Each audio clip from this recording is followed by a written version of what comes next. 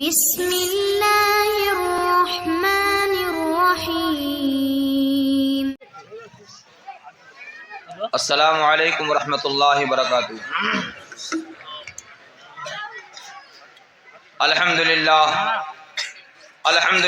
نحمده ونستعینه ونستغفره ونؤمن به ونتوکل علیہ ونعوذ باللہ من شرور انفسنا ومن سیئات اعمالنا من يهده الله فلا مضل له ومن يضلله فلا هادي له ونشهد أن لا إله إلا الله وحده لا شريك له ونشهد أن سيدنا مولانا محمدا عبده ورسوله۔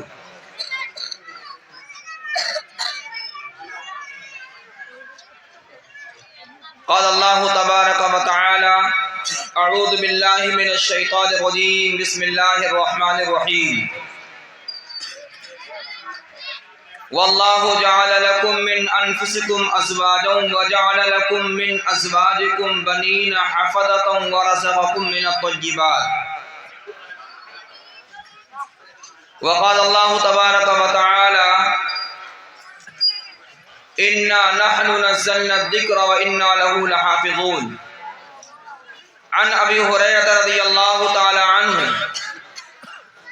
ان رسول اللہ صلی اللہ علیہ وسلم اذا مات الانسان انقطع عمله الا من ثلاثة الا من صدقة جاریة او علم ينتفع به او ولد صالح يدعو له، رواہ مسلم، او کما قال علیہ الصلوۃ والسلام۔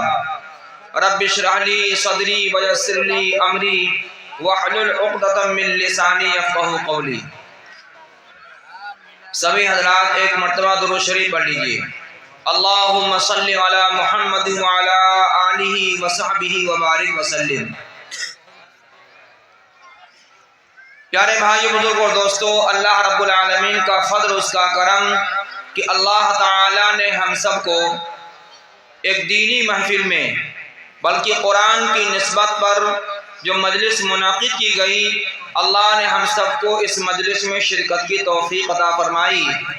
اللہ رب العالمین ہم سب کی اس بیٹھک کو قبول فرمائے، اور جو باتیں سنائی جائیں اور سنی جائیں توجہ کے ساتھ سن کر کے اور اس پر عمل کرنے کی توفیق عطا فرمائے۔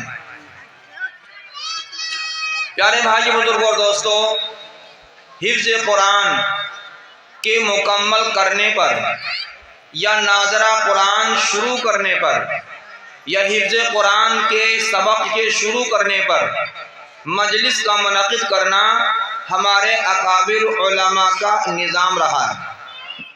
یہ کوئی رسمی چیز نہیں ہے، بلکہ یہ علماء کا نظام رہا ہے۔ اس سلسلے میں آپ کو ایک واقعہ بتاتا ہوں، اس کے بعد کچھ باتیں آپ کے سامنے عرض کرتا ہوں۔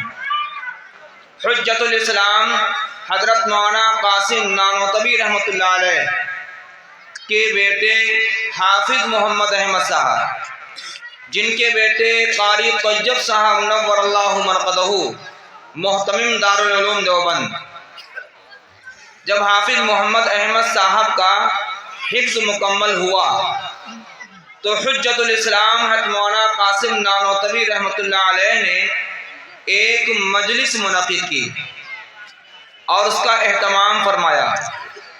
جبکہ آپ نے اپنی بیٹی کا نکاح مسجد میں کیا اور بیٹی کو رخصت کرنے کے لیے جب گھر آئے تو اہلیہ سے کہا کہ میں نے بیٹی کا نکاح کر دیا ہے، اس کو رخصت کرنا ہے۔ نکاح کا کسی کو پتہ نہ چلا، لیکن جب تکمیل قرآن کی مجلس کو منعقد کیا تو باقاعدہ اس کا انتظام فرمایا، لوگوں کو دعوتیں دی، لوگ آئے، شرکت کی۔ جب روانہ ہونے لگے تو حافظ مولانا قاسم نانوتوی رحمۃ اللہ علیہ نے بیٹے سے کہا، محمد احمد، میں نے آپ کو حافظ بنایا ہے اپنے لیے۔ چنانچہ حافظ محمد احمد صاحب نور اللہ مرقدہ کا معمول تھا پوری زندگی ایک پارہ قرآن پاک کی تلاوت والد گرامی کے لیے کرتے تھے۔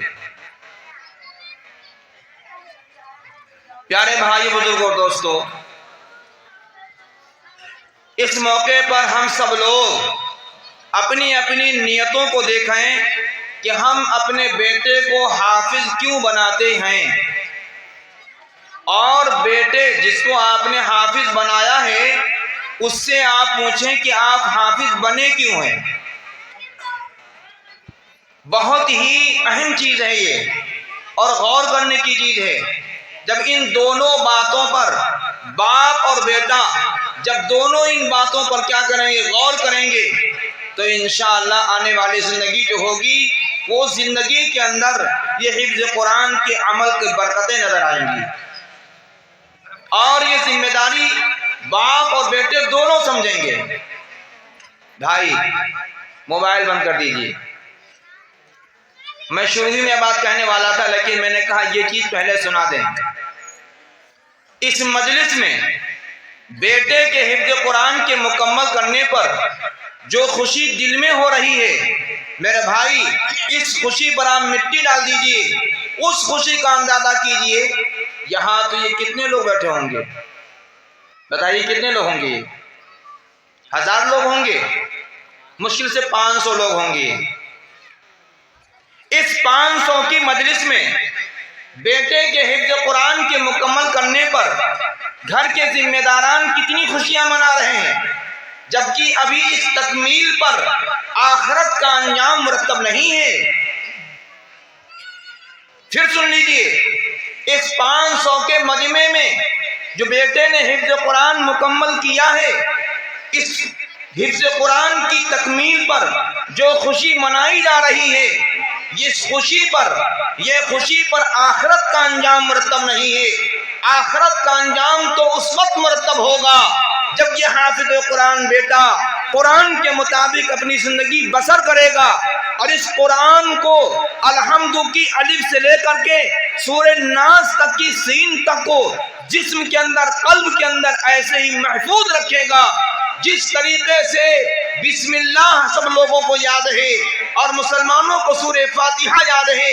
جب اس انداز میں قرآن اپنے سینے میں محفوظ رکھے گا تو میاں کل میدان حشر کے اندر جو آدم علیہ السلام سے لے کر کے قیامت تک کے آنے والے لوگ موجود ہوں گے، اس وقت اللہ رب العالمین جو اعزاز دے گا، یہ تمہارے گلاب، سفید اور لال گلاب اور پیلے پھول کے مالے سے زیادہ اہم ہوگا جب اللہ رب العالمین میدان حشر میں حافظ کو بلائے گا اور اس کے باپ کو بلائے گا اور حافظ سے کہے گا قرآن پڑھتا جا، اور جب ایک آیت پڑھے گا تو اس کا درجہ بلند کیا جائے گا۔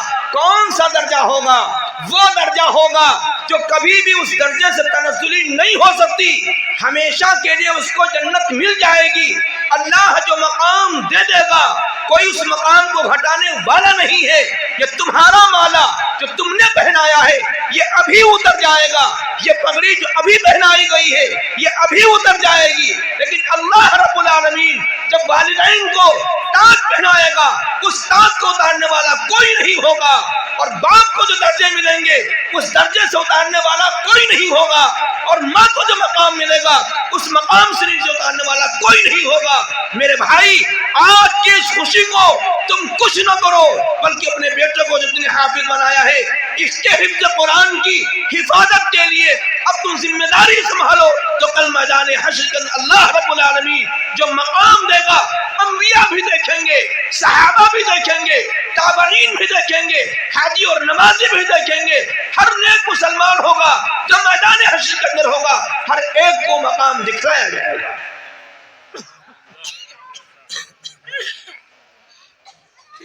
آج کی یہ خوشی موبائلوں کے اندر تصویر، بیٹا معاف کرنا، یہ تصویر بن کر کے، ویڈیو بن کر کے جو لوگ دیکھیں گے وہی خوشی ہے۔ اس خوشی پر کوئی مدار نہیں ہے، اس خوشی پر کوئی مدار نہیں ہے۔ خوشی اس کو دیکھو جب اللہ رب العالمین کل میدان حشر کے اندر تمہارا مقام بلند کرے گا۔ میاں وہ خوشی ہوگی جو ہمیشہ کے لیے پائیدار خوشی ہوگی۔ اللہ رب العالمین سمجھ نصیب فرماوے۔ میرے پیارے بھائی بزرگوں دوستو، آج یہ بہت بڑا مرض ہے، حفظ قرآن کی تکمیل کی مجلس ہوتی ہے اور دھڑلے کے ساتھ گناہ کیا جاتا ہے، اللہ نے قرآن دیا ہے گناہوں سے بچنے کے لیے، اللہ نے قرآن دیا ہے ہدایت پانے کے لیے، اللہ نے قرآن اس لیے نہیں دیا ہے کہ بندہ گناہ کے اندر ملوث ہو۔ افسوس ہے اس خواہش نفس کے اوپر چند لمحوں کی خوشی کے لیے، چند لمحوں کے اچھے مناظر کے لیے، چند لمحوں کے اچھے نظارے کے لیے تصویر کھینچتے اور کھنچواتے ہیں۔ افسوس ہے۔ اللہ رب العالمین ہم مسلمانوں کو سمجھ عطا فرما دے۔ میرے بھائی ہمیشہ اس چیز سے بچو، ہمیشہ اس چیز سے بچو، اللہ رب العالمین سمجھ دے۔ حقیقت ہے بات کڑوی لگی ہوگی، لیکن آپ تنہائی میں بیٹھ کر کے جب غور کریں گے تو آپ کو اس حقیقت سے آپ کے دل کے اندر انکشاف پیدا ہوگا اور اس گناہ سے بچنے کا آمادگی پیدا ہوگی۔ اور میں کہتا ہوں بھائیوں